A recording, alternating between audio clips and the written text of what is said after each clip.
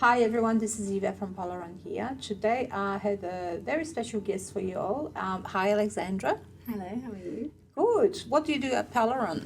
I am a Czech and Slovak citizenship specialist at Polaron. So, yeah.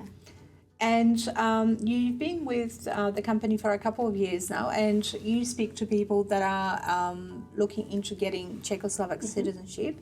What are some of the common misconceptions or questions that people ask you? Yeah, so first and foremost, I would say if your ancestors immigrated after 1918, you're probably not going to be eligible because Czechoslovakia only regained independence in 1918. And then the next one would be that you don't need to be able to speak Czech to get citizenship.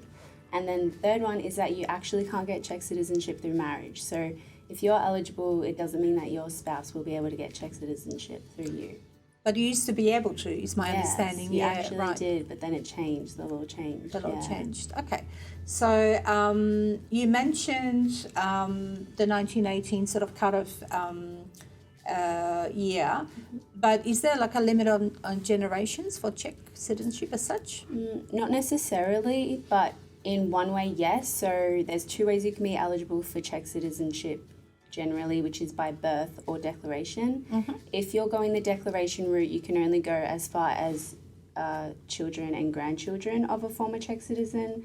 If you're going the by birth route, then that's unlimited, but obviously that depends on what laws were in place at the time of that person's birth.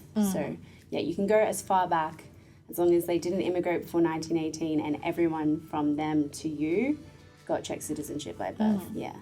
And you mentioned changes in law, but you also mentioned, or indirectly, changes of borders, because Czechoslovakia was one country, then it was split, then it got together again. So one of the things that we look at when we look at eligibility is where people come from, when they immigrated. Anything else in particular? So yeah, I would say where their ancestor comes from in today's territory, so whether that's Czech Republic or Slovakia. When they immigrated is really important. Whether they naturalized in another country is also really important because, for example, if they naturalized in the US, that's a pretty good indication that they lost their Czech citizenship straight away. Other countries, it wasn't an automatic loss, but we always would need to do research to confirm that because sometimes it definitely was. And then, if it's a woman ancestor, then you'd want to know if she married a foreigner and that sort of thing because that can affect eligibility as well. Right. And just to wrap it up, I wanted to ask you about research because that's one of the things that we often do for people that don't have documents. Yes. How does that work? What does it look like? So when we have a look at your case, we'll determine exactly which documents we'll need for someone's citizenship application.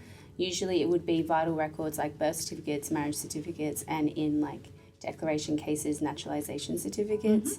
Basically, it's pretty straightforward. As long as we know that person's full name, date of birth, and where they were from, we should be able to do research to get those documents. And it usually takes around 3 to 6 months, unless it's a US naturalization certificate that's currently taking around a year. But yeah, it's pretty straightforward, and our team is really good at doing that research for us.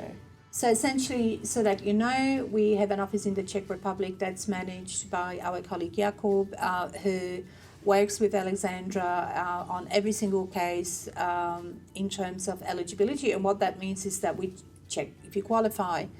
And if you qualify, then we would send you, or Alexandra would send you a proposal that includes pricing and all of the information that you need to know.